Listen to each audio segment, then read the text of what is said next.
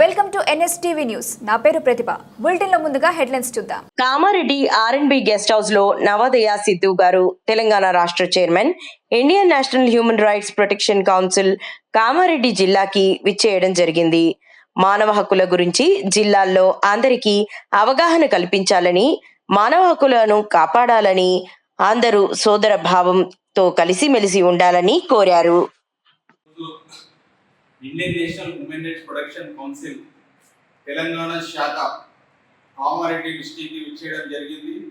విచ్చేసి కామారెడ్డిలో ఉన్న ప్రజల గురించి ఆలోచించి, కామారెడ్డిలో హ్యూమన్ రైట్స్ వైలేట్ అవుతున్నాయి కాబట్టి చాలామంది పేదలు ఇంకా బడుగు బలహీన వర్గాలే కాకుండా బాధితుల పక్షాన నేను గళమై గొంతెత్తి నిలబడతా, హ్యూమన్ రైట్స్ని కాపాడతా అని మన సోదరులు, కామారెడ్డి సోదరులు మన Indian National Human Rights Protection కౌన్సిల్కి అప్రోచ్ అయితే వాళ్ళతో దాదాపు 1 వీక్ ఇంటరాగేషన్ చేసి, ఇన్వెస్టిగేషన్ చేసి, బోర్డ్ ఆఫ్ మెంబర్స్, డైరెక్టర్స్ అందరు కలిసి శ్యాములు మన కామారెడ్డి జిల్లా అధ్యక్షుడిగా గోరంచ సాయిల్ వర్ణ గారిని నియమించడం జరిగింది.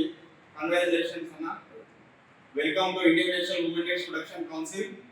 మీరు ఈ జిల్లాలో, కామారెడ్డి జిల్లాలో మానవ హక్కులు, ఏ విధమైన మానవ హక్కులను భంగం కలిగించినా, వైలేట్ అయినా ఖచ్చితంగా వీటి గురించి గళమెత్తాలి, ఫైట్ చేయాలి.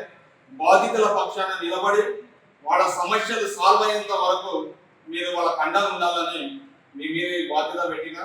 ప్లస్ మీరు కామారెడ్డి జిల్లా అధ్యక్షుడు, కామారెడ్డిలో ఉన్న విద్యావేత్తలు చాలా మందికి సమాజం గురించి, సమాజంలో అవేర్నెస్ క్రియేట్ చేయాలని, ఉమెన్ రైట్స్ హక్కులను కాపాడాలని చాలా మంది అనుకుంటారు. కాబట్టి వాళ్ళకి ఒక అద్భుతమైన బేస్, అద్భుతమైన ప్లాట్ఫామ్ అని తెలియజెప్పి వాళ్ళని అందరినీ మన ఉమెన్ రైట్స్ సంస్థ గురించి చెప్పండి.